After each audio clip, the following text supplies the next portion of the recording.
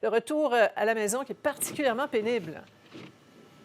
Oui, mon premier constat aujourd'hui, Sophie, c'est que les Montréalais en particulier et d'autres citoyens au Québec aiment le sport extrême. Regardez, là, on en a la preuve. Venez juste de faire allusion, Sophie, au message envoyé notamment par le ministre des Transports où il demandait aux gens, poliment, si vous n'avez pas à prendre la route, restez chez vous. J'ai comme l'impression d'avoir vu aujourd'hui beaucoup d'automobilistes, Sophie, qui n'avaient pas l'obligation d'être justement sur la route. On est en bordure de l'autoroute Décarie, centre-ville de Montréal. Regardez ce que ça donne. C'est pare-choc contre pare-choc. Et tout au long de la journée, j'ai pas senti d'accalmie au niveau de la météo, Sophie.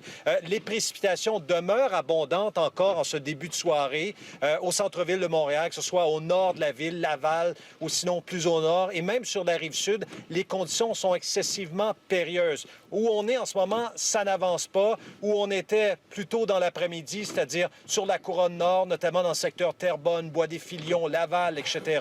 Encore là, il fallait être excessivement prudent. C'était très glissant et périlleux. Et ce l'est encore ce soir sur des autoroutes comme la 440 ou sur la 30, par exemple, sur la rive sud, Sophie. On roule en moyenne, je vous dirais, 40 à 50 km/h. Il faut être excessivement prudent.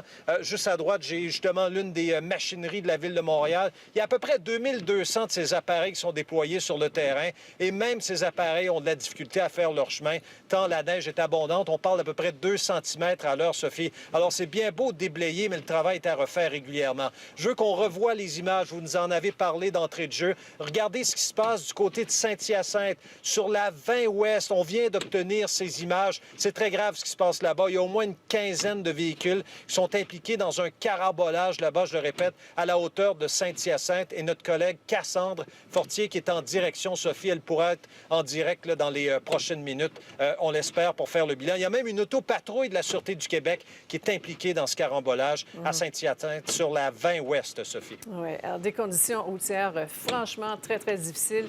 Et ce qui n'aide pas, c'est effectivement que la neige n'arrête pas de tomber. Et il y a ce vent, ce blizzard. Alors, soyez très prudents, Yves, hein, les deux mains sur le volant, comme on dit.